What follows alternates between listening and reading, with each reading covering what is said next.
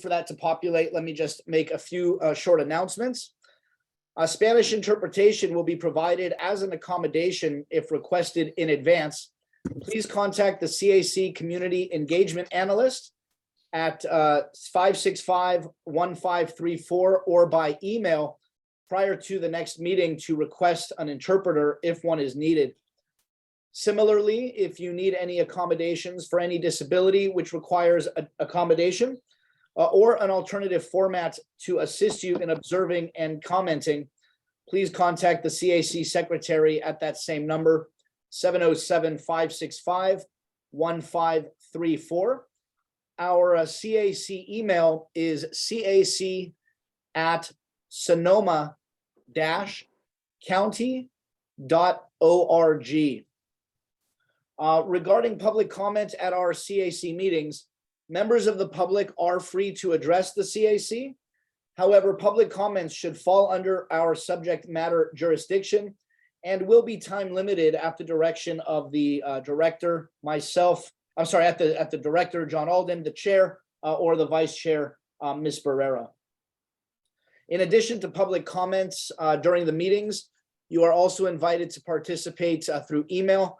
Again, our email address, cac@sonoma-county.org. And we do receive and read any email that's sent to those addresses. With that, I will ask Ms. Griffin, if you could please do a roll call for tonight's CAC. Okay. Do you want to talk about the letter that you got today before I do the roll call? No. Okay. Council Member Bailey. Council Member Barrera. We knew she was going to be absent. Council Member Flores. Present. Council Member Pearl. Present. Council Member Pemberton. Present. Council Member Rose. Present. Council Member Solomon. Present. And Chair Zeller. Present. Okay. With that, are there any changes to the agenda, either Ms. Griffin or Mr. Alden? I don't believe so. All right. And we will take public comment on the draft review of the minutes prior to hearing from our CAC for approval. I will open up to public comment if there's anybody who wishes to make public comment regarding only the approval of the draft minutes from the last meeting of September 12th. Okay, in that regard, I see no hands raised on the Zoom app for public comment on this issue. I will close for public comment and bring it back to the CAC. Ms. Griffin, can you please do a roll call of the approval? Oh, sorry. Is there a motion for approval of the minutes of September 12th, 2022? Move. Okay, Councilmember Pearl made a motion. Is there a second of that motion? Second. Okay, Tom Rose has seconded that motion. Ms. Griffin, will you please ask for a roll call on a vote for the approval of the minutes of September 12th? Okay, Council Member Bailey's absent. Council Member Barrera is absent. Council Member Flores. Aye. Council Member Pearl.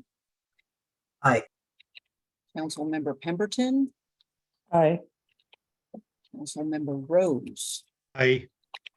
Council Member Solomon. Aye. And Council Member Chair Zelig. Abstain. Okay. Okay, thank you very much. We will close agenda item number 1 and move on to agenda item number 2. This is regarding correspondence items. I did want to bring to the CAC and community's attention 2 items of correspondence. The first is one that was just received today prior to our meeting at about 4 o'clock. Some of you may have heard that Dora Estrada's name was not read on our roll call for the CAC this evening. I did receive a letter from Dora Estrada today, resigning from the CAC. She did indicate that she is formally resigning as a member of the CAC. Since this letter has not been posted and we has just received, I would like to read her resignation into our record. It says, "Dear community and fellow Iolero CAC members, please accept this letter as my formal resignation as a member of the Iolero Community Advisory Committee, CAC. My time with the CAC has been meaningful as I care deeply about Iolero's work. My primary reason for resigning include prioritizing my mental health and well-being and having more time to create and nurture safe spaces for transformative, equity-focused work.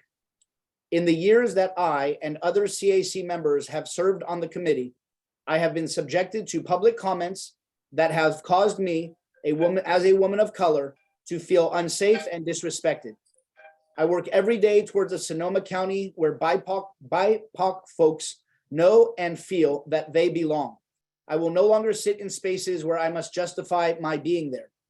I hope community members can amend the harm that they have caused, especially to our BIPOC CAC members, so that the CAC can be diverse and a place where we belong." Signed, Dora Estrada. So I did want to leave that in the record since it was not publicly posted yet, since it was just recently received. The next item of correspondence before we open up for panel discussion and that of the public. This has been publicly posted on our website. I believe it was also referenced in some media reports, but we did receive, we were copied on and received from the Office of the District Attorney a copy of a letter that was sent to the Attorney General Bonta. Specifically, the District Attorney in this letter dated September 7th, which is available on our website and can be viewed, seeks answers from the Attorney General as to why they determined that they would not take up the case of the recent shooting involving David Pelez Chavez, and specifically why they are not reviewing that case if it is believed that the matter involved the use or possession of deadly weapons and involving an officer-involved shooting. The letter is available for you to read, and I encourage everybody to do so. I think it's a fantastic letter written by our district attorney, and I hope that they receive some answers because I know we have not. So it sounds like we are not the only ones inquiring as to why the AG so quickly decided that they don't want to deal with this case. And it sounds like the DA wants some answers about that as well. Why don't I open this up for a CAC panel discussion if anybody here has any comments in that regard? Does anybody have any comments? Okay, Councilmember Pemberton, I see your hand raised. I fear that DA Ravage's letter was actually predated ours. I'm not positive. I don't have it in front of me, so I'm not positive of that, but I think so. And it seems to me that we may want to think about something more to try to do something more to try and at least get a response out of the AG's office. I don't have anything particular in mind, but I do think that we might want to pursue something more to just get a better answer. Yeah, and I think certainly if we, her letter, the district attorney's did predate ours. Ours just went out a short time ago, I believe, after this one. I would like to wait some time to get some response if we can, but I do agree that if we don't by probably our next meeting, we should try to address that again and see what more may or can be done to elicit a response from an otherwise unresponsive Attorney General's office. Any other comments in this regard for this agenda item? Okay, I see no additional hands raised. I will now open these agenda item number 2 to any public comment. Specifically, if there's anybody who wishes to give public comment on this agenda item, the correspondence either from Dora Estrada or the district attorney's office that we've received. If so, please raise your hand on the Zoom app and we will call you once I see that. Okay, I do not see any hands raised for public comment on this agenda item. Oh, never mind. Okay, is this Lee? Yes, thank you. Hi, Lee. Go ahead. You're going to have 3 minutes for public comments when you speak. I just want to make this brief. I think that letter is an extremely important, and I think that many of those of us who are white in this community need to be doing ongoing anti-racism training at all times. Everybody who's on any board, it should be a monthly requirement, and this is exactly this happen anymore. This happened. So I just wanted to speak to that and just really encourage every single person who is white to keep doing more work on anti-racism training to make the place safe. Thank you. Thank you, Lee. Any other public comments from our community on this agenda item? Okay, nothing further on that. I'll bring it back to our panel. Anybody have any additional comments on the correspondence items received? Okay, then we will move on to item number 3. Before we actually get to the director's report, I did want to say one thing I forgot in our welcome and roll call. The CAC does have a new liaison from the Sheriff's Department. Deputy Andy Cash is present here on Zoom and at our CAC meeting. Deputy Cash will be the new CAC liaison for the CAC and the Sheriff's Department.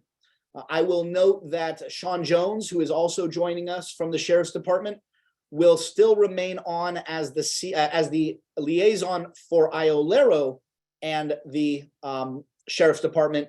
However, Andy Cash will specifically be ours for CAC as our liaison specifically. So welcome, Deputy Cash. Welcome, Deputy Jones. Thank you both. I'd like to thank everybody for allowing me to be here. Nice to meet some of you already. Okay, now with that, we'll go to item number 3, the director's report.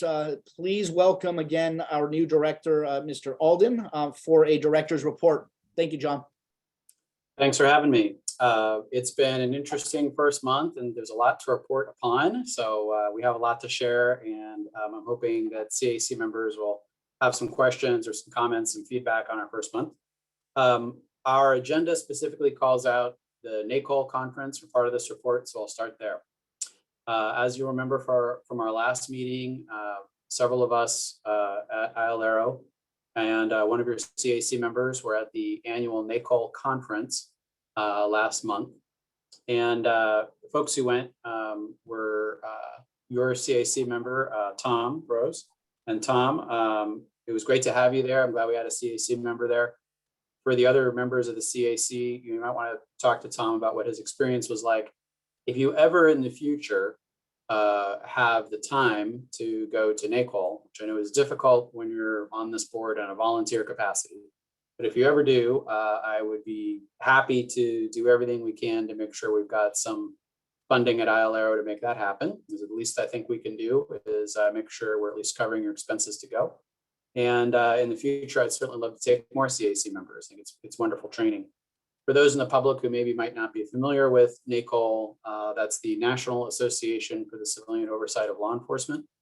This group provided a lot of expertise to the CAE task force when the county was thinking about creating Iolero and the CAC. And since then, they provide a lot of support to Iolero and also to various CAC members, both in training, but also advice and just having some other experts in the civilian oversight of law enforcement field to be sounding boards for us. This year, in addition to Tom going, Matt Chavez, who is one of our auditors at Iolero, was able to go. I don't know how many of you on the CAC have met Matt Chavez, so I want to make sure we bring him to a future meeting. You can get to know him a little bit. I've been very impressed with his work. in this first month that I've been here. So he came along. Melanie Griffin, who of course you know from these meetings, came as well, and it was wonderful to have her there. Obviously, I went along. They had a couple different tracks of sessions going at NACOL this year. I really appreciated that they've been trying to introduce more material about the oversight of jails and prisons, which has historically not been covered as much at NACOL. And in the last 3 or 4 years, increasingly have been many more member agencies and individual members at NACOL who specialize in overseeing jails and prisons. And they've really been aggressive about getting their knowledge out to others. So I think we all found that really impressive and helpful. In the future, specifically the next few months, NACOL continues to have more virtual sessions that are available online. Some of them are very similar to the conference materials from the in-person conference last month, but some of them are about wholly different topics. They're at nacol.org. So anyone in the public who's listening to this, who's curious to go to some of those, I highly recommend all of those sessions. Often they're recorded and available later if the particular time which they're presented is not so great for you. And for CAC members, if any of you want to get to any of those virtual sessions, we'd be happy to help facilitate that at Iolero. Just get in touch with me and Melanie, and we'll make sure to get you into those. As you may know, one of the requirements of my job is to be certified by NACOL as a certified practitioner of oversight.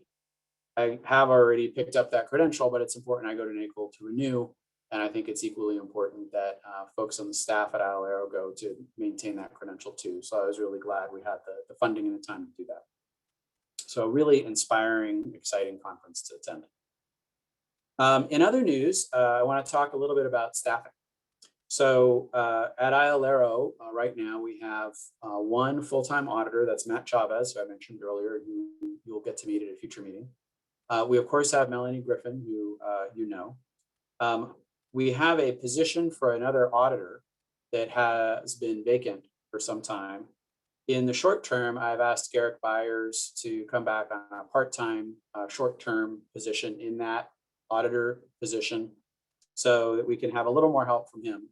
I know he intends to move on, so I don't know that he'll be available for long, but I'm glad we have a little bit more of his expertise while we finish up some of the projects he was working on. We are going to start recruitment as soon as possible on filling that position on a permanent basis. And I have already asked staff and those who are responsible for such things at the county to start facilitating that. I'm anticipating sometime between now and the end of the calendar year, we'll be able to announce that we're accepting applications, and I'll of course let everybody here at the CAC know. I think it's important to fill that position with a permanent employee soon because I think we have a lot to do. We have a lot of new powers under Measure P. We want to make sure we're fully building out. And in the past, I know that our experience has taught us that we've been a little understaffed as compared to the number of audits we need to do. I want to make sure that doesn't happen again. So we also have a separate agenda item later tonight to talk about Lizette Camacho. So I'll leave that for that item and you get to meet her. So we have a really exciting moment right now at NACOL. A lot more people in the office, and that means a lot more work that we can do over the next few months. I'd like to talk a little bit about Measure P implementation briefly too. So I don't have every question that has been asked about Measure P in the last few months set up such that I have an answer for all of them. But I do have some answers, and I thought this, at the CAC in particular, you might be interested in some of this news. So specifically with respect to the whistleblower investigative power, I have spent a fair bit of time in my first month trying to make sure I fully understand the vision that's captured in the letters of agreement about how Iolero would move forward on that whistleblower power that's described in Measure P. And as I think the members of the public will recall, and I know of course the CAC members will recall, that's been particularly a topic of concern over the last few months. How will Iolero be able to implement that power?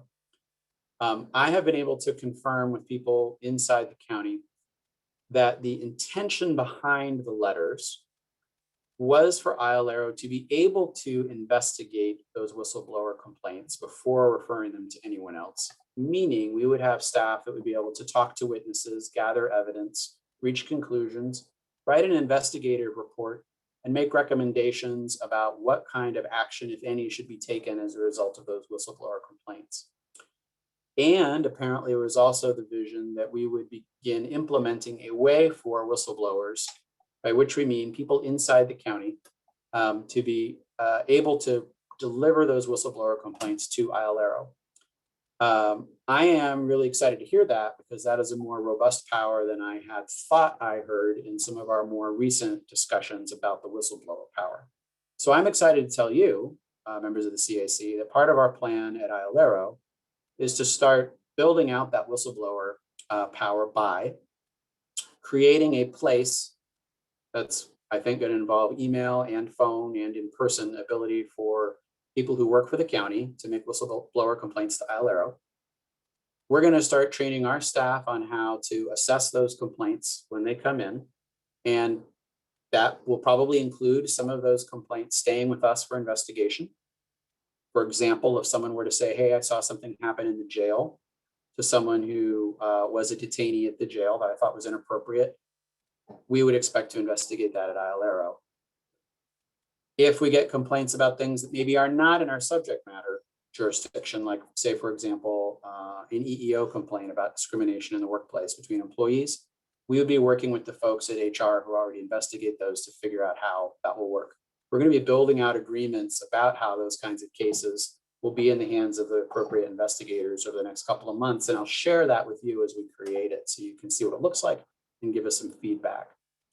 As we move forward with the recruitment of this other auditor that I mentioned earlier, we'll be looking for people who have experience with whistleblower complaints, if there are some out there. And I hope that we're able to find people who have some experience in that field they can bring to help us out. We're also going to be working on training for our auditors about how to investigate those kinds of complaints and how to assess them as they come in. So we're going to be building out a structure for both bringing in the complaints and for assessing them.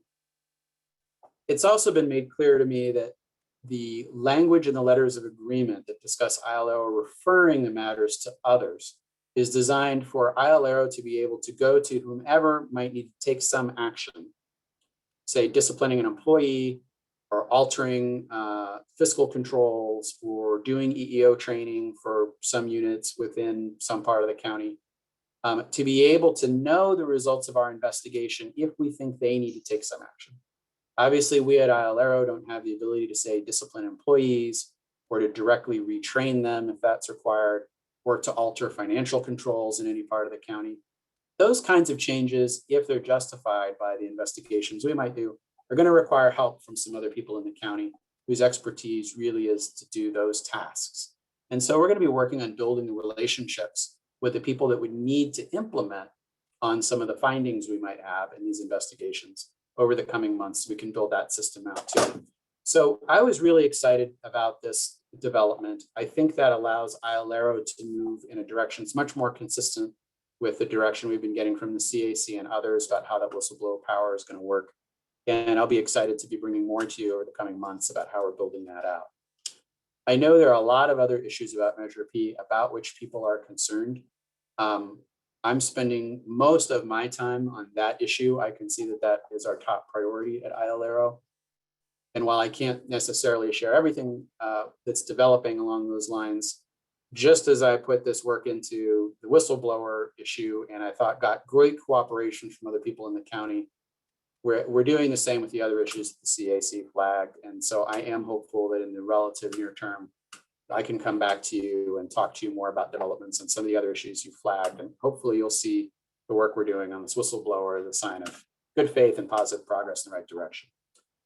On a similar note, press-wise, you might have seen an article in the Press Democrat today that's about the same topic. So you can see there's a lot of people in the county thinking about the issues you've raised. And I want to thank you again, members of the CAC, for flagging the community concerns about Measure P, because I think that has it's always, I think, difficult to be a county employee and hear that maybe your work did not meet public expectation. But it is also crucial that we who work for the county or any government agency get that feedback so we can know what it is that we could do better or differently. And I have found that it's been very helpful to have that feedback and direction from the CAC and the rest of the community about how we should be implementing Measure P. And I can assure you're working hard on that. On a similar Measure P note, I can tell you that one of the powers in Measure P is for the director of IOLERO to be able to observe certain interviews that are done at the sheriff's office. I have confirmed with the sheriff's office that they've already started physically rebuilding some of the interview rooms that they use for this purpose. That work is almost done, so that there's a whole setup for me or others at IOLERO to go observe those interviews. We'll be trying to test that out as soon as it's physically completed, so that we can make sure it works just the way we want it to work before we actually have interviews to do there. So that is well underway, and I really appreciate the sheriff's office already started that long before I got here. I thought that was also a positive sign that they started working on that infrastructure. It's not a small project to rebuild an interview room in that way. Last main note I have is just about my work with you, the CAC. I have asked Melanie to help me set up meetings with each of you so I can find out more about your individual thoughts about where IOLERO is going, where the CAC is going, how we can make sure to provide you with excellent support from IOLERO.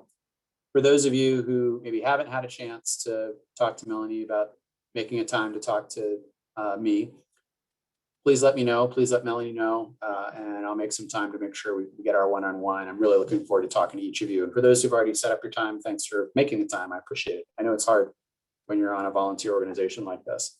And on that note, I wanted to say that while I haven't had an opportunity to work with Dora Estrada, I was really saddened to see her letter today. Because I am new here, I am not sure that I know the answers to how we can fix the challenge that she has identified. And I am, that said, really interested and committed to working with the members of the CAC and members of the public about how we can make the experience of being a CAC member one that causes members to feel supported. And in that regard, if any of you on the CAC are interested in some of the training that the county has in that regard, whether that's eliminating harassment in the workplace or making our working environments comfortable to all comers, or anti-racism training, I know the county has a robust set of trainings on those topics. I've just started taking some of it. It will be some time before I've finished all of it. And I'd be very happy to advocate with the folks in the county to get any of you or anyone that you think might be essential to that task into some of those trainings if you find that helpful. So please let me know if that's something I can offer, and perhaps at a future meeting, we can have a conversation about how we can better address the issues that Councilmember Estrada brought up.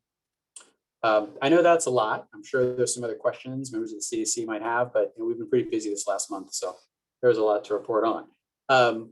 I welcome whatever comments or questions or feedback any of you might have. Thank you very much, John. I actually just have a quick question before I open it up for the panel discussion. Have you had the opportunity yet to meet with the incoming sheriff, Eddie Ingram, to discuss your work with IOLERO and kind of talk to the incoming sheriff about what your hopes are for IOLERO and working with his office in the future? Has that meeting taken place? I have, and I am planning on talking to him some more. I can also say that I have reached out in addition to the current sheriff, Sheriff Essick, about some support that we needed at IOLERO and some arrangements we needed to start to make about setting up after Measure P. He's been very responsive.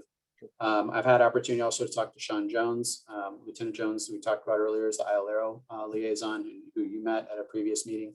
He's been very responsive. So to date, I've been really pleased at the responsiveness all across the sheriff's office. There's a lot more work to be done, but I feel like that relationship is off to a good start. That's great to hear. Really great to hear. Okay, let me open up to our panel discussion for the CAC. If anybody has comments or anything regarding John Alden's director's report for this evening. Anybody from our CAC before we open it up to the public? I just, Pemberton. I had one comment about the whistleblower provisions, and that is one of my concerns was the idea that the whistleblower there was not a provision in the letters of agreement for the whistleblower to participate in the decision of where to send the referral, or to make, whether or not to make the referral, and if so, where to make the referral. And it seems to me that that's something that should be part of the implementation, is to involve the whistleblower in that decision making. That's Thank it. you. Thank you, Councilmember Pemberton. Councilmember Solomon, I see your hand raised as well. Yeah, I just getting back to Councilwoman Estrada's departure here.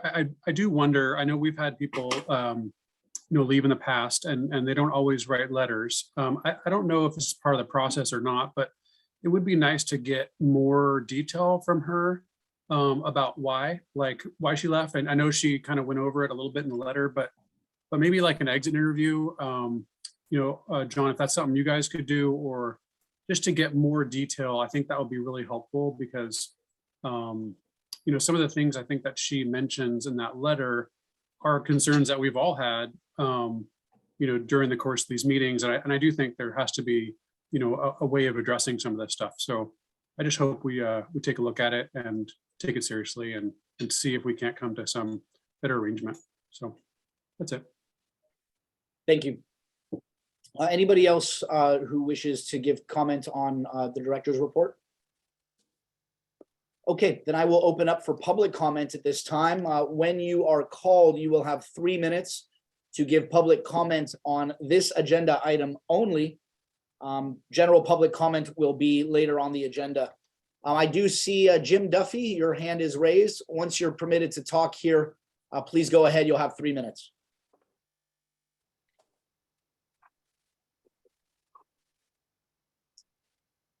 Can you hear us, Jim? Mr. Duffy, I see you, but I cannot hear you. I see you are off mute, but we have no audio.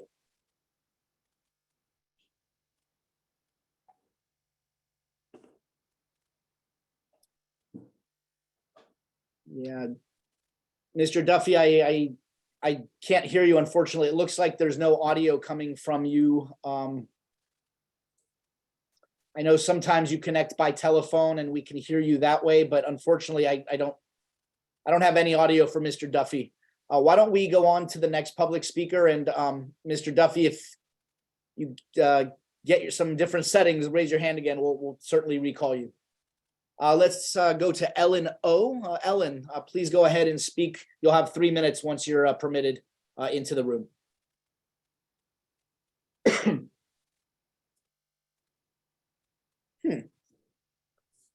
Ellen, can you hear us?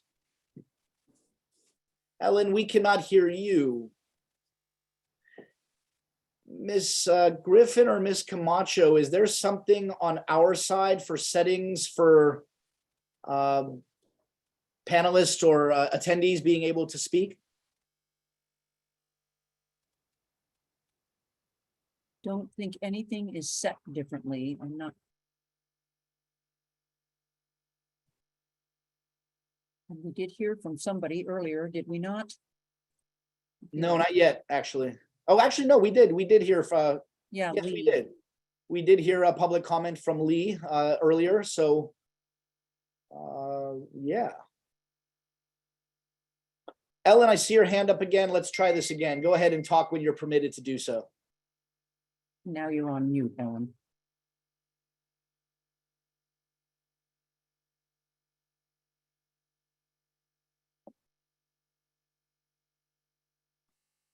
Ellen, are you talking? Yeah, I'm not sure what our technical issue appears to be. Let's try this again. Let me go to Kimmy Barbosa, who has her hand raised.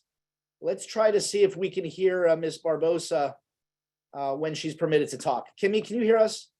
Yeah, I can hear you. Are you able to hear me? Yes, we can. Okay, I jumped on here just for the sake of trial and error, but I also wanted to let you know that your Zoom link does come up as expired and no one can access it unless they are able to manually type in the the room number and then the passcode. So just so you know, your web link, when you click on it, just says expired.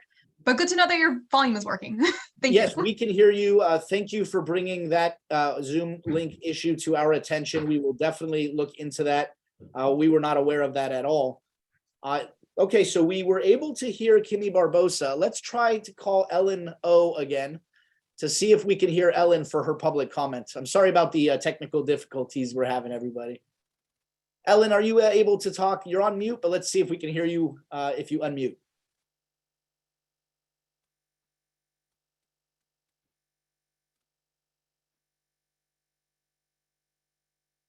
Ellen, can you try taking your Zoom off mute? Can you try talking?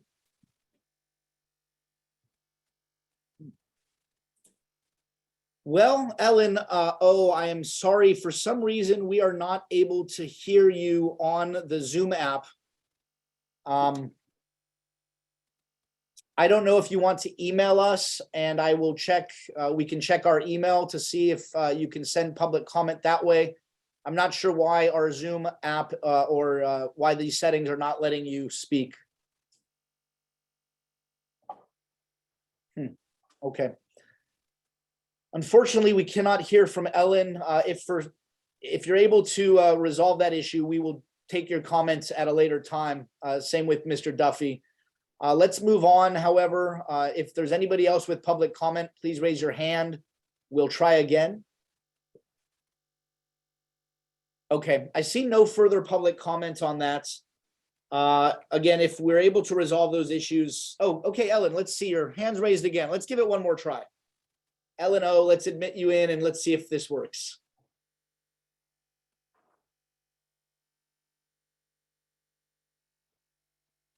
Nope. Okay.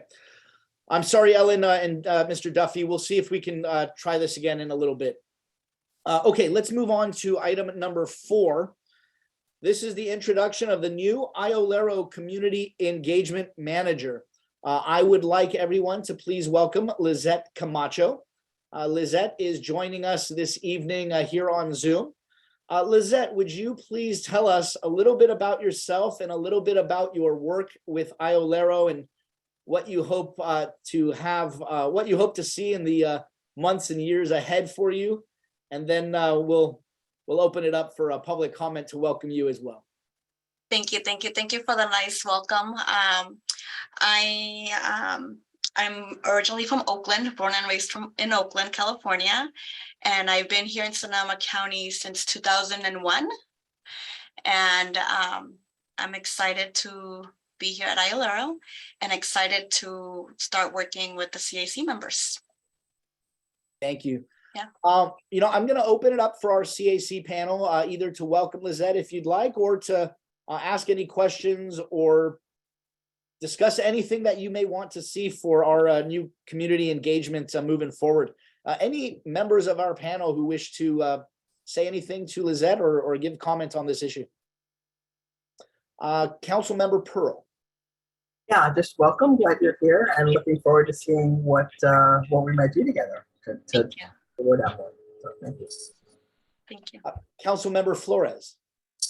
Yes, welcome, Lisa. I'm so excited that we're gonna double our efforts on community engagement. And I'm just really happy that you are bilingual and bicultural, and you are a great addition to the Iolero and the CAC. So thank you so much. Thank you. Councilmember Pemberton, I saw you raising your hand. Yeah, I just wanted to say welcome again, Lizette. We saw her. I worked with her on Saturday at the Bear Farm Fair with John and Melanie as well. And we watched you do your work, and you were terrific. We really enjoyed it and enjoyed getting the opportunity to get to know you a little bit. So thanks for joining us. Thank you, Nancy. And Director Alden, I see your hand raised as well. Yeah, I was just going to say, I'm so thrilled to have Lizette on board. I really enjoyed the event that she helped us put together on Saturday at Bear Farms. And I thought that went really well. We talked to a lot of people. She was super prepared. She's such a natural working with people in the community. It was just a real pleasure to see. And, in addition to Councilmember Pemberton coming out, we had Nathan Solomon and Tom Rose also from the CAC out there. And I was it was just really exciting to see us getting our outreach efforts off to a strong start. And I'm really looking forward to some of the other events that and other ways of reaching out, that I'm sure Lizette's going to bring to us. So I'm thrilled to have her here. I'm glad she said yes when we asked her to come on board. So thanks for being here, Lizette. Thank you, John. Thanks, John. Melanie Griffin, I see your hand raised as well. I don't think anybody is as excited as I am that is here. Nothing personal, CAC members, but every day that she came back into the office, I was like, oh, she came back. I'm really excited. She did a great job Saturday.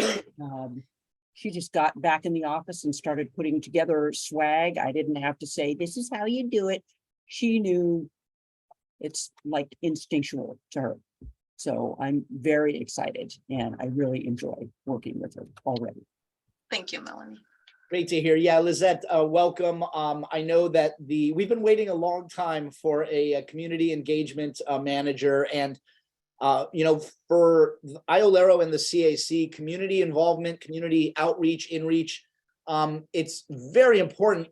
I still talk to people on a very regular basis who have no idea that Iolero exists and that there is a place for the community to both lodge complaints about the sheriff's department to somebody other than the sheriff's department, or to be involved in community activities regarding police oversight. So I think with you joining us and really getting out there in the community and making especially after COVID, making Iolero and the CAC known to our community again, I think is going to be wonderful for us moving forward. New community engagement manager, new director, new sheriff coming in. We have kind of a perfect storm of opportunity now to really accomplish a lot with Iolero and the CAC. Thank you. Lizette, thank you very much. I'm going to open up to our public for comment, and hopefully we don't have these technical issues, but let's give this a try. If anybody does wish to give public comments, let's go to Kimmy Barbosa. And Kimmy, please go ahead when you're able to talk. Hello, can you hear me? Yes. So far, so good. So far, so good. Just want to give a warm welcome to Lisette, and just very happy at the beautiful talent that is filling the Iolero office, as well as the CAC, despite the sad departure of Dora Estrada. But thank you for joining this team, and I'm very looking forward to what grows out of here and how we can better inform the community and work with the community, especially those who have been harmed by law enforcement. So thank you for being here, and thank you for your work, and especially the multicultural or bicultural, bilingual outreach. Thank you so much. Thank you, Kimmy. Thank you. Are there any other members of our public who wish to give public comments, either to welcome Lizette or to offer any public comment on this issue? Ellen O, let's see if Ellen's able to give public comment. And of course, Ellen, feel free to speak about the last item you wish to speak to as well. Let's see if this works. Can you hear us, Ellen? I could hear you perfectly. Can you hear me? We can hear you. Yeah. Okay, lift All off. right, Sorry about that. I also want to welcome you, and this is great, and getting the first missive, and this is fantastic, because really I am also hearing, because of everything that's been going on with Measure P and David's death, that people don't know enough about the fact that you all exist and you're are working so hard for us, and so I really appreciate that. And if you don't mind, going back to John's comments earlier, so that's really heartening about the fact that you figured out the whistleblower stuff in the letters of agreement. And so I'm kind of a little bit wondering, so the letters of agreement were pretty darn clear that there's, that Iolero cannot investigate, but now it looks like they can. Is it possible through your negotiations with the sheriff and the board, et cetera, that we could sidestep a lot of steps and just fix the part about the deputy involved deaths too? John, if you have any response or any comment on that? I think that part's harder, but I definitely hear that a lot of people in the community and the CAC feel that the way that worked out in letters of agreement has Iolero involved too late in the process. And we're working on assessing that issue really vigorously. So I don't have more news for you about that right now. I do think it's a little more complicated than the whistleblower issue. Hopefully we'll have some more for you on that next time I'm back. Thank you.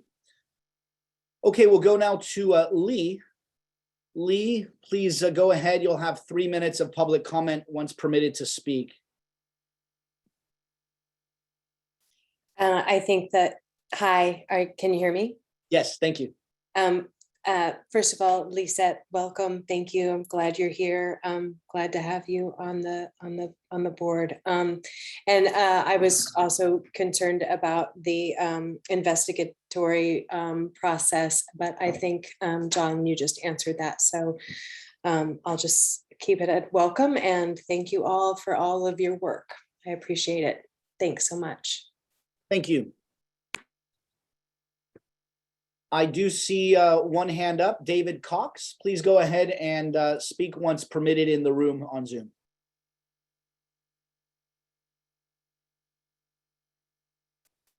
Can you hear us?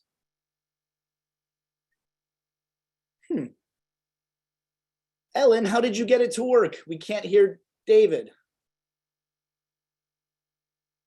David, for some reason, we cannot hear you. I think it's probably something on the Zoom side of things. Nope. I tried muting and unmuting Yeah, nothing. on my end, but Well, let's go to Jim Duffy, who has his hand raised again. Let's see if Jim has resolved the issue and maybe we can hear Jim. Mr. Duffy, are you there? Can you hear me? Yes, we can. Thank you. Okay, so what I think might have happened to folks is they may be using Zoom PWA, which is what I use, and Zoom PWA went through an update and it automatically mutes your microphone without putting that little cross in the microphone mute. So if you go to settings and go to audio and say, no, I don't want my microphone muted, that might get fixed for you. And welcome, Lizette. Really great to have you on board. Anything that makes Melanie happy makes me happy, except for cats. And John, thanks so much for all the work you're doing, especially on the whistleblower. I'm really relieved to hear you say that we don't have to tell the sheriff's office if a whistleblower comes in. And I agree with Councilmember Pemberton that we need to make it as safe as possible for people who are brave enough to be a whistleblower to do that. So anything we can do to provide those really brave individuals with safety, I'd really appreciate that. Thanks so much for taking my comment. Thank you, Mr. Duffy, and thanks for letting us know about the update on the web app.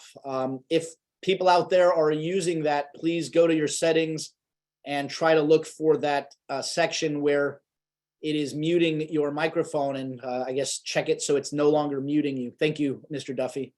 Let's try again with David Cox raising his hand to see if that's changed.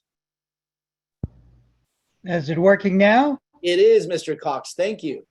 Wow, fabulous. Just wanted to give a quick thank you to the 5 or so of you that attended the Saturday event at Bayer Farm. I met all of you. It was lovely. Your presence was such a good addition. Thank you very much. Thank you, Mr. Cox. That's great to hear. Thank you very much. Let's go now to Michael Titone, or Titone. Please go ahead and speak. You'll have up to 3 minutes when you are admitted. Hey, I'll be really quick. Can you hear me? Yes, we can. Great. I just want to welcome Lizette, welcome John Alden, and I'm really grateful that you all are putting so much effort into making sure that everybody's public comments get heard. It's a really great environment, and keep it up. Thank you very much. Okay, no further public comments on that agenda item. Let's bring it back to our council. Any other comments or additional items for agenda item 4 with Lizette Camacho? Okay, Lizette, welcome again. We're going to move on to agenda item number 5. This agenda item number 5 is a follow-up on correspondence addressed to and copied to the Board of Supervisors. Specifically, when we discussed this at our agenda planning meeting, We've recently emailed, or we've recently sent letters to the Board of Supervisors on both the Measure P issue as well as the issue regarding David Pelez Chavez. This is a follow-up as far as any correspondence received back. Regarding any official correspondence, we have not yet received any official response in letter form or other form from the Board of Supervisors as a board or as a body.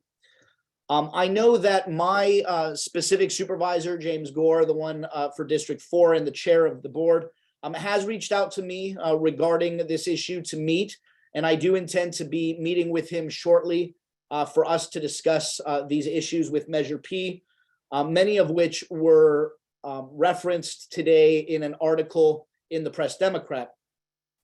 Has anybody else on our panel received any response or correspondence from the Board of Supervisors or your supervisor from your district regarding these issues? Anybody? Councilmember Pemberton. So Supervisor Hopkins had sent me a text the other day saying that she was actually talking with John about the letters of agreement. So that I did get that response from her. And so that's sort of related to Measure P. She and I haven't received anything specifically about the letter that we, the copy of the letter that we sent to the AG, no. And I do know that, and I see John's hands up, so we'll get to you shortly. It sounds like that there may be discussions with IOLERO and the county. John, we haven't received a response from the CAC, but has IOLERO received any response from the board or any communications in that regard? Well, I can say that I have had opportunity to check in with most of the members of the board. And of course, this was an issue that we checked in about. I've also had a chance to talk to the county administrator and others in the county about the issues raised by the CAC in that letter. And so we're all very much aware of it.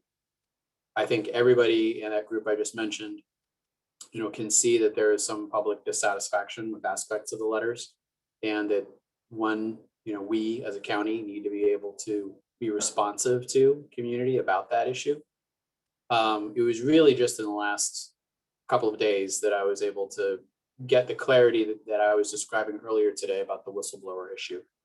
And to be fair to others in the county, I think the only reason that didn't get to me sooner is just that I'm fairly new and this process was going on for a while. And so I was glad I was able to at least deliver that today. And I think that similar desire to get back to community with thoughtful responses, explaining where we are and where we're going next is shared by everybody. Some of those issues are complicated and they may take a little while. And I think it is also the case that everybody in that group understands that next steps need to be thoughtful and grounded in thoughtful policy and the law, and also responsiveness to community. And that can take a little bit of time to build. So I appreciate people's patience with all of us as we come up with those responses. And hopefully the material we're able to deliver to you today about the whistleblower issue shows that desire to be responsive. Yeah, and certainly, although we have not received any written response or anything like that, it is very good to hear that you're having very active discussions with board members and that there is it's good to hear that their intent seems to be in the right place for implementation of Measure P as voted. And it's really good to hear that they are taking those things seriously, like the whistleblower provisions and other things. It sounds like they are being responsive to you in your communications, which really that's what we wanted at the CAC. And the reason for our letter was to get that response, get that ball moving and get that action addressed. So that's good to hear that there is some response on your end. Councilmember Pemberton, yes. Yeah, I meant to tell you that I had, the day after our last meeting, I actually went to the Board of Supervisors meeting, and during the open comment period, told them that we were concerned that we hadn't heard from them. And when I did that, actually, Supervisor Gore said that they were discussing, and he had Cheryl Bratton respond to my comment, and she assured me that they were paying attention and that they were waiting for John to get on board and get back from NACOL. So there was some response. It wasn't perhaps a formal response, or as it required a little urging, but it came. We got it though. Okay, great. Any other comments from CAC members on this agenda item? Okay. There's one thing. Yes, Sir, Councilmember Sullivan. Yeah, I mean, I don't know if we want to address this in this forum exactly, but I mean, the article in the Press Democrat quoted Gore as describing our criticism as complete crap. So I thought that was kind of noteworthy and a little bit surprising, actually, coming from a public official like him. So I don't know if he's reached out to apologize about any of that, or if that was a misunderstanding or misreported, or if he wants to correct the record, or if he stands by those comments. I'd be curious to hear about that some more. Sure, and again, once that article came out and in response to, I did hear from James Gore wanting to meet for coffee to discuss it. So certainly that is one of the things I will be discussing with him when we meet. Yeah. Okay, let's open this up. Yeah, of course. Let's open this up to public comments. Oh, I'm sorry, John Alden. Yes. Yeah, may I just jump in real briefly there? I just saw that article, a few hours ago, as most of you did, right? So it just came out today. Supervisor Gore, clearly can articulate, what he meant with his comment. I didn't myself read it as directly critical of the CAC specifically. I mean, I did not take it as intended to be aimed at this body. So if anyone did take it that way, perhaps Supervisor Gore could clarify. But I just wanted to add that I didn't take that as being critical of you all or the CAC. I did understand as a general rule that I think all the supervisors feel they're trying to be as responsive as they can be and are really invested in being responsive. And I took the comment as to mean that, but obviously he'll have to speak for himself. If that comment isn't read that way by others, then I'm sure he can help clarify. Yeah, and I will ask him for some clarification when I meet with him. I didn't take it as directed towards the CAC as well. It sounded like it was more a general, we're trying to do what the voters wanted, and I guess, quote, complete crap if you don't think we are. It seemed, I don't think it was directed at the CAC, but I certainly will ask him for clarification when we meet. Yeah. Okay, let's open up for public comments on this topic, if there is any. And I do see a hand raised for Josette. Please go ahead and give public comment when permitted to speak. You'll have up to 3 minutes to do so. Hi, thank you for, can you hear me? You can. Okay, good. And thank you for listening to me again. I just wanted to comment on, I had attended 2 Board of Supervisors meetings to speak during general comment. At the first one, Supervisor Gore did disrespect the speakers that spoke and pretty much told us that, we could get lost. The second time, Nancy Pemberton attended, and that time around, I think that public comment was listened to and Nancy was listened to. But because there's all this rhetoric, doesn't it seem, I would like to see the Board of Supervisors put on the agenda seriously revisiting these letters of agreement or memorandum of understanding and trying to renegotiate those, because I think that is the only way that we will get back to the original intent of Measure P, because all of this is like, everyone's talking to everyone else, but we don't have any real public assurance. So thanks so much. Thank you very much, Josette. And also, I would encourage, if you do want anything on the Board of Supervisors agenda, to please contact their office and request for an item to be addressed or agendized on their before their board. Lee, please go ahead with public comment. Once permitted to speak, you'll have up to 3 minutes. Hi, thank you again, all of you. I want to actually encourage and support the clarification from Gore as well. I'm not sure who. Basically, what I think is that if I think there's legitimate criticism from the public, and it doesn't need to be directed at any entity or any one person or anybody other than, as a group, we are concerned as citizens that the board did give away key elements of Measure P. The criticism is legitimate, and to be able to take that criticism and say, yes, we see we made some errors. There were some errors. There's confusion. It's just that's the thing, is that that's the concern, is that instead of having, we're all upset, but they actually did do the work. And so, yeah, I guess the clarity around that is like, it doesn't matter who is specifically, if criticism is crap, criticism is really helpful and we all need it. That's how we get better. That's how we do better. That's how we learn more. That's how we progress. And I think that I think that we need supervisors who can be accountable and to be criticized and to be, thank you for your time, and I will, thank you. Thank you, Lee. Okay, I see no further public comment on this agenda item, so I'll bring it back to our council.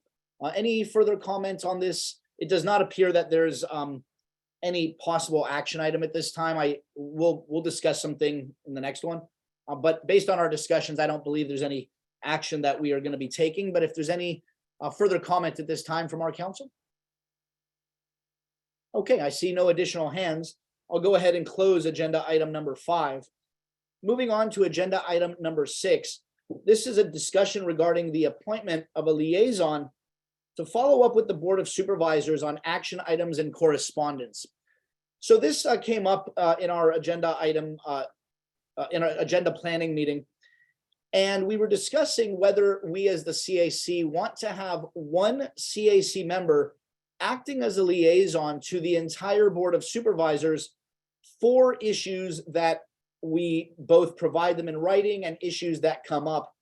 Right now, we have a system where all of us are appointed by our district supervisors, and we each, under our bylaws, have a duty to communicate with those directors and supervisors about the CAC business and generally what we are doing as the CAC. But there do come times where we, for example, write a letter to the Board of Supervisors like we did recently. And in order for us to follow up, essentially what we have are 10 CAC members or 9 CAC members writing emails to each of their Board of Supervisors, which usually say the same thing, but no one point of contact to actually get those responses or disseminate them to the rest of our council.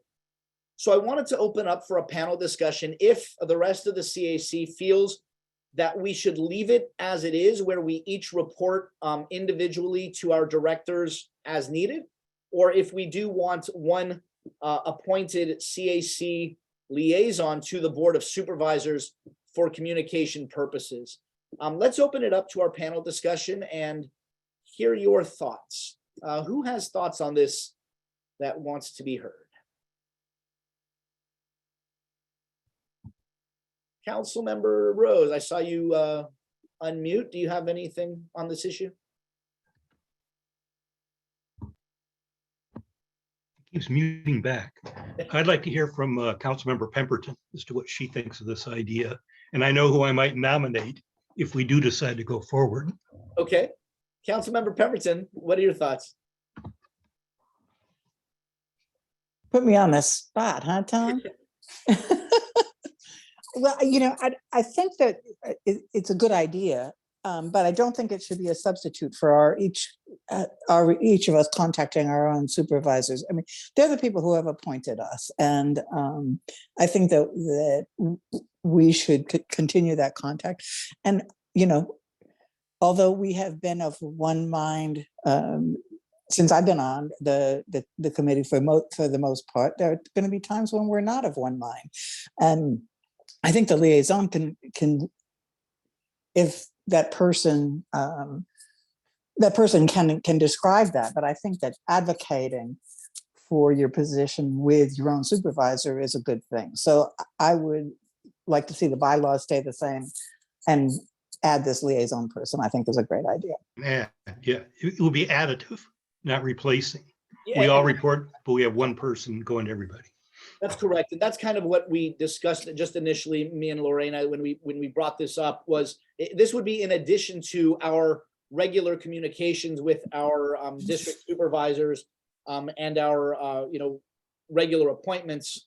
It would be just a kind of a central point of contact liaison for those issues that require it. So in addition to Councilmember Flores, what are your thoughts on this? When I first started, I was actually interested to know who reports. Is it just the chair? Is it us?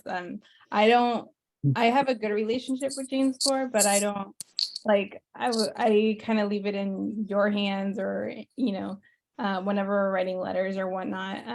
I feel like I don't want to go rogue, so I like the idea of having a liaison, because, kind of like what you were saying, some of us have our own, sentiments or opinions and don't want to speak for the whole group. So I've been holding back a little bit on that.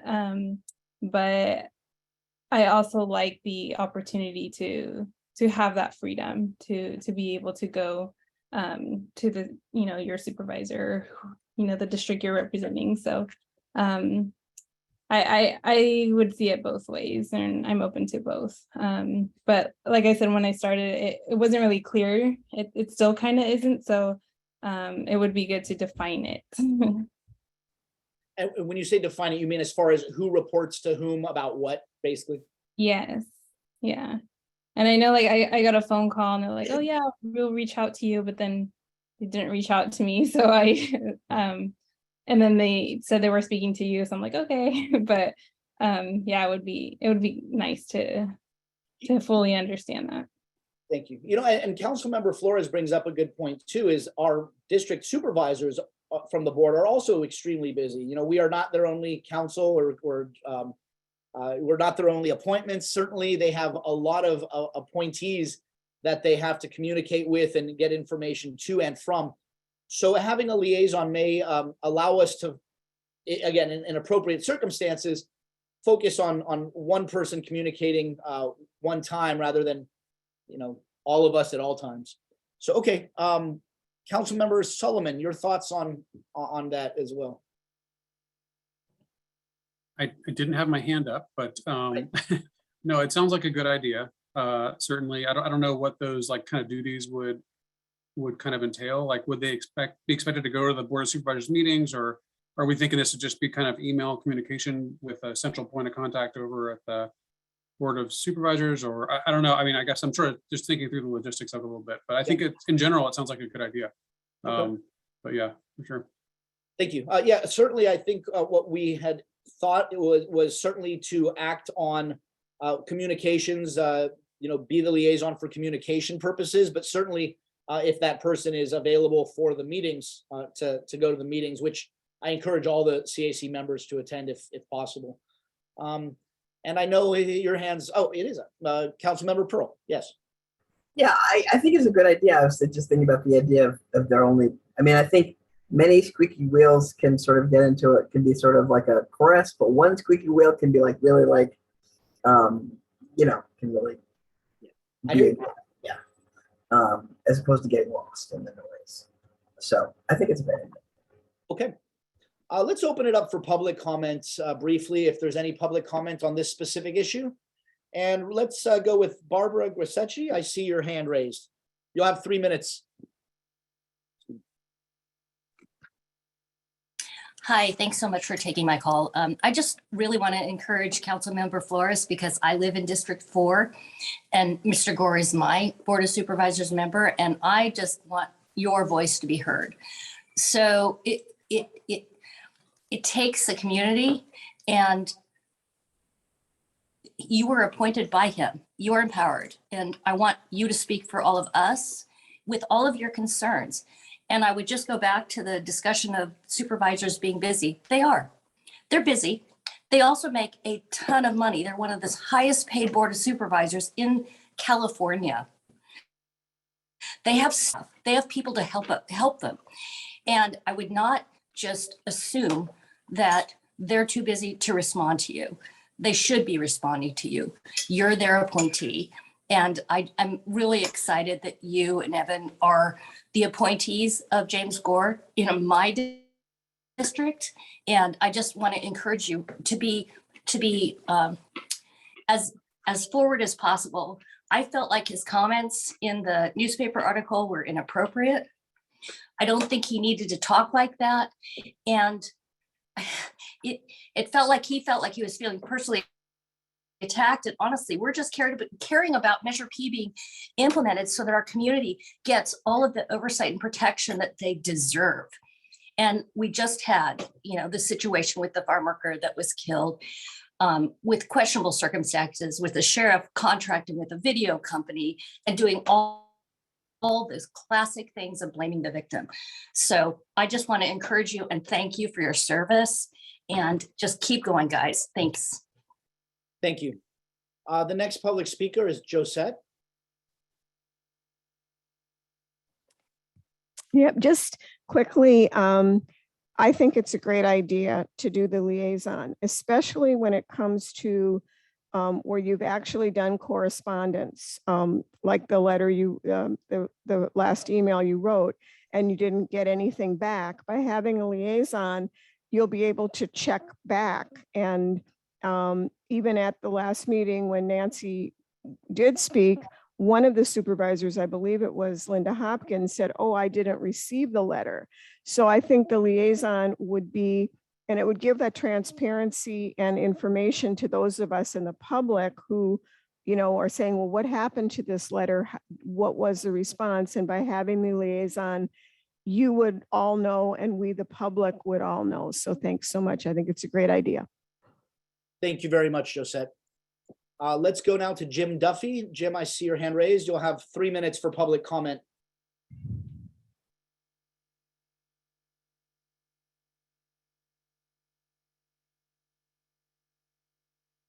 Jim, you're on mute. Oh, there you go. Thank you for taking my comment. I think it's a fantastic idea to be having some follow-up going on. And I've got to say, I really want to compliment you guys. I consider this group to be CAC 3.0. There's been different groups of the CAC, and none of the CACs have done really good follow-up, in my opinion, but you guys. And I think it was a resource thing to a large degree in getting follow-up done. And things just come at you real fast and you forget about that recommendation that you made 4 months ago and haven't heard back on. It's not picking on anybody. It's just, it's hard work, and I appreciate the hard work you guys are all doing. My question is this something that should be folded into the chair position? Because the way that the supervisors might look at it is, well, we should be talking with our appointees, and if anybody else, the chair, rather than having this special liaison unique position that they're going to, I'm not aware of any other group of government appointees that has that specific kind of position. And as you're aware, educating really busy supervisors on structural things can be a challenge if it's a new thing. So that's my only comment, just something to think about. I'm not totally wed to it. It's just a thought. Thanks for taking my comment. Thank you, Mr. Duffy. I see no additional public comment on this issue, so I'll bring it back to the council. Council thoughts on having a liaison or having the chair have this being one of the additional responsibilities of the chair? What are your thoughts on that in that regard? Councilmember Pearl, I see your hand raised. Yeah, I think it makes sense for it to be either the chair or the vice chair, either of those two. I think that's actually a great idea. Does anybody else, Councilmember Sullivan, I saw you come off mute, your thoughts? Yeah, I agree. I think I actually kind of I was heading down that road as well. Kind of Jim Duffy's and Max's comment as well. Like it does kind of make sense. And I think from the board of supervisors perspective, hearing from the chairman might carry more weight in their eyes, even though I know we all consider each other equals, but I think it makes some sense to do it that way, if that's okay with you. Well, let's put it to an action vote. So let's do this. Is there a motion? Is there a motion for the approval of an independent CAC liaison with the Board of Supervisors? So moved. Is there a second vote for an independent liaison towards the Board of Supervisors? And again, this is not the chair, but an independent liaison to the Board of Supervisors. Is there a second on that motion?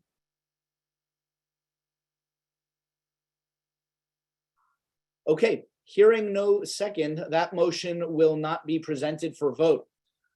Is there a motion for the chair of the CAC to also act as liaison to the Board of Supervisors for purposes of communication regarding action items and correspondence?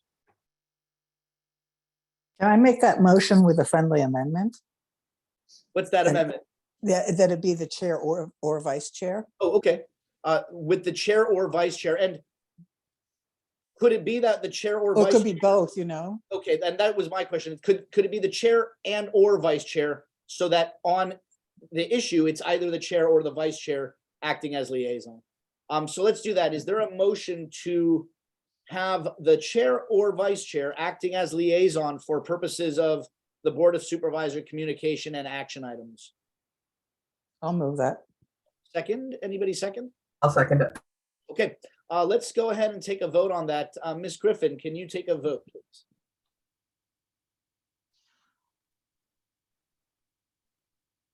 All right, Councilmember Bailey's absent. Councilmember Barrera, absent. Councilmember Flores. Aye. Councilmember Pearl. Aye. Councilmember Pemberton. Aye. Councilmember Rhodes. Aye. Councilmember Solomon. Aye. Chair Zeller. Aye. Okay, so this has passed where either the chair or vice chair will act as liaison to the Board of Supervisors for action items and communications. And what we will do is, Melanie, if you could please, since the whole point of this is to make it a as direct of a communication as possible to receive as direct of a response as possible, can you please find out who the Board of Supervisors has as their point of contact for the board as a body for the liaison, either myself or Ms. Barrera, to engage them? Okay. And we'll move on to next action item or next agenda item. These are the Community Advisory Council ad hoc reports. Let's open up and hear from our community engagement ad hoc. Is there anybody from that ad hoc with a report out? Councilmember Flores? I was not present on Saturday. I was working my other job, but I do believe Tom was there. So Tom, do you want to give an update? It was wonderful. It was similar to the one where Ms. Flores and I were there. Lots of good participation. Lots of people came to hear what we had to say, and we hand out lots of our reports showing what we did. So, but also as community engagement, Melanie, what we're going to talk about for Thursday, is this the proper place? we are having a community engagement meeting on Thursday at Yeah, 5:30. Please talk about it. I'll be mentioning it as well as we get Well, to that's fine then, as long as someone's going to mention it. I didn't see it on the schedule, so. I will definitely mention it, but if you would Right. like to talk about it as well, please. No, thanks. Okay. All right, so that's the community engagement ad hoc report. We also heard from our community engagement manager, Lisette, who is now working with us. Extremism in policing, I believe, do we have a ad hoc report out from that one? I guess I could speak to that. You know, we did not meet this last time. We were kind of waiting on Brandon to follow up with us on some requested information, and the turnover with a liaison is maybe delaying some of that. So we're still working to get that detail, and we should have a better report for you all next time. Mr. Solomon, have you provided Deputy Cash with the requested information so that he knows what you're waiting for from when Deputy Cutting or Lieutenant Cutting was We here? definitely haven't done that yet, right, Nancy? Is that I have not done that. I don't believe. No, Yeah. we actually did it with Sean. Right. And Exactly. and now Sean is being moved. So now we have to, we'll go back and do it with Lieutenant Cash. Is that, am I giving you the right title? Great, thanks. My apologies. Yes, it's Lieutenant Cash. Okay, thank you. Okay, let's move on to our policy recommendation, review and update. Is that you, Councilmember Rose? I see your hand up. It is. We've been very active, sending messages to everyone from Lieutenant Cutting to Lieutenant Cash, as well as, and I'm not sure, Lieutenant Jones? I'm not sure your title. Okay. Yes. Anyway, we found we're not experts on the jail, although at NACO we did hear jail is an important part now for oversight. We really want to get involved in that. And so we're trying to set up at our next meeting, I believe, Mr. Carr, Andy's going to have someone from the jail join us in a public session. And we will then want to hear from all the CAC as well as members of the public as to how they think we ought to proceed with this, because I think there's quite a bit there to discuss. And we might break down into smaller groups to make that discussion. But next month. Great. Thank you, Councilmember Rose. And let's now, any other comments from our panel, our CAC members? Councilmember Pemberton. Yeah, I have a question for the Policy Recommendation Review Committee, and that is, you referred the issue of the uniform policy Yes. to them, and I haven't heard anything about that since it got referred to you all. This will sound extremely bureaucratic. What the CAC is supposed to do if we hear something is turn it over to Iolero to send to the sheriff. Mr. Tannenbaum sent letters to both the sheriff and Iolero. So technically, I think all we were supposed to do was hand it off. The committee, however, has spent some time. Well, That's a different thing, though. Complaints to wait. the Iolero are not complaints to the CAC. Well, okay. Anyway, we have looked into that. We have looked into the muting of the uniform and how that applies to the California code and think that's fine. There's a provision in the sheriff's policy, though, it talks about wearing any part of a uniform to support or endorse a candidate. And we don't see how you can say you're supporting a candidate if you're working for yourself. So we think there's an issue. We looked at section 103 of the policy, and we're waiting until Iolero and the sheriff respond. Was there a violation of policy? And if they say, yes, there was, then in section 103 says what they do with that, whatever they do, in which case we would have no comment. If they say, no, there was no violation of policy, then we want to talk about changing those wording.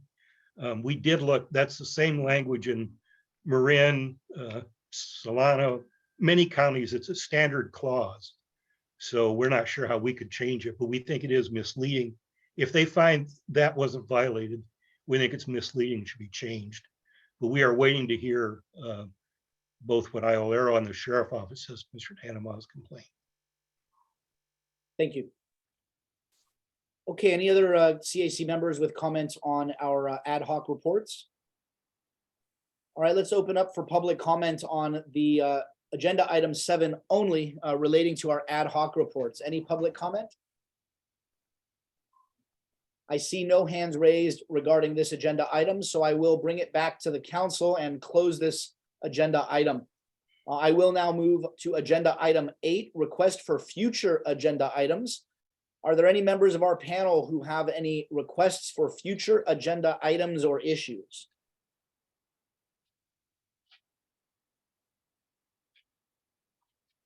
I think this is where we would put the presentation in for the jail policies Okay. he's talking about. Yeah, I know that's been discussed once the policies are available. Once those jail policies are, I think they're under revision right now. So once that's done, I know we do want to discuss those policies for any requests of modification, certainly. But we don't know when that's going to be, correct? Councilmember Rose? You're on mute. You're on mute. Yes, we have received several pages, and those pages are where we started to have questions. And we're trying to find a good way to get those questions back to the jailer through Andy. Who do we ask the questions to? So he's trying to set something up. And that's where we do want to hear from others as to, I mean, I don't want to get, but as to definitions and what it is we are supposed to do as we find things. Tom, Councilmember Rose, once you are done with that and you believe that there is some information for the council to discuss, will you alert us so we can agendize that for a future meeting? I thought it was already Lieutenant Cash wasn't here. I think Lorena was working on this, but Lieutenant Cash. I did receive some email correspondence that was forwarded to me from Lieutenant Jones that was working with Lorena. And just so Mr. Zelig is aware, there's a handful of questions that came up specifically about OCA out of cell activity time pertaining to some new jail policies. And I wanted to make every chance possible for a subject matter expert that could come in and speak to the council. I have identified Lieutenant Squires that is involved in developing the policy, taking the policies from Lexipol and working with best practices. So I would hate to answer some questions about the jail when I don't know enough. So I told Lieutenant Squires to be available possibly as early as November 7th. If you want to agendize that, I'll make sure he's available if I can get some questions on the front end so we have an idea, because it's a pretty lengthy policy and then Title 15 and everything. Yeah, I think why don't we tentatively have that on November's agenda for a presentation by Deputy Squires of the jail's out of cell activity OCA policy. And Councilmember Rose, that's the main policy right now that you're discussing as far as this jail policies, correct? Yes. Councilmember Barrera is very aware of this, and I will ask her to get something to you. Yeah. She's chairman of the group and the ad hoc committee. Then let's see for the time being if we can agendize that for November. Obviously, that may change once we get more information if we want to move that or how we want to handle it. But let's tentatively have that on for November regarding the jail's OCA policy. Okay.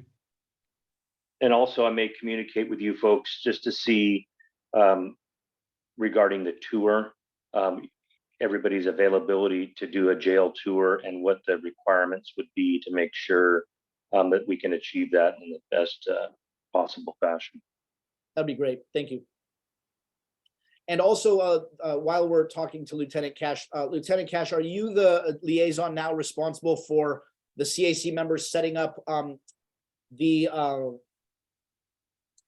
both our ride-alongs as well as the simulator exercises? Yes, I can Lieutenant Duke oversees volunteers and policing, citizen ride-alongs. I can work with him. I'm also in charge of all things related to COVID. So we've been on a hiatus for a couple of years about ride-alongs. So now that the CDEPH and our county guidelines have eased a little bit, we can schedule some ride-alongs. So we can work with that. Mainly, I took over all of our Lexipol policies. So it works in conjunction with the CAC. So I'm happy to work out any details or help out in any way possible regarding those two assignments. And what was the other thing you had, Mr. Zelig? Was there anything else? Simulator. Previously, yep. It'll probably still Lieutenant Cutting, but I can just be that liaison. So he's an expert in that, the simulator, and we can get you in touch with one of the sergeants who runs it. Sergeant Fong is one of them and can run you through some interesting scenarios. Great, thank you very much. Okay, yes. Let's open this up now to, well, are there any other requests for items on the agendas? Okay, let's open up for public comments. If there's any public comments on this agenda item, requests for future agenda items. I see no public comments on this agenda item, so I'll bring it back to council and close this agenda item. We will now open up for general public comment, agenda item number 9. These are for items not appearing on the agenda, but within the subject matter of the jurisdiction of the CAC. When given permission to speak, please state your name and who you represent, if applicable. Comments will be limited to 3 minutes. And again, this is for public comment on any matter within our subject matter jurisdiction, not on tonight's agenda. Are there any individuals who wish to give public comment?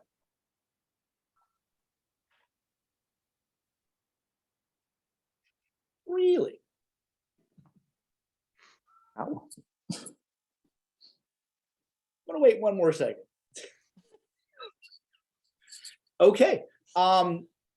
Although rare, tonight we have no public comments. Of course, I encourage all members of the public, if you don't wish to speak tonight, to please email us or join us at our next meeting. Prior to adjourning, I want to let everybody know that a special meeting of the CAC has been called and announced publicly for this Thursday, October 6th, 2022. It will be held at Hotel E in downtown Santa Rosa at 5:30 p.m. until 7:30 p.m. This public special meeting is a welcome reception for the director of Iolero, John Alden. It is open to the public. Please, if you're able to, RSVP, although it's not required, but we do ask if you know that you'll be there to let us know so we can try to get a good head count. Our email is cac@sonoma-county.org. And again, this is a special meeting of the CAC open to the public for a welcome reception for our new director, John Alden. Members of the CAC will also be there, of course, to speak with members of our public. And really, it's a great opportunity, since we've all been out of touch physically for more than 2 years, to really all come together in a more social setting, although certainly we encourage all of the public to join who's available, but definitely join us in a little bit more of a social setting where we can talk to you and welcome John properly as our new director. With that, our next regular meeting of the CAC will be held on November 7th at 6 p.m. And with that, tonight's meeting is adjourned. Thank you all, and welcome again to Lisette and our new liaison, Lieutenant Cash. Thank you, and thank you, everybody. Good night. Good night, everybody. See you Thursday. See you.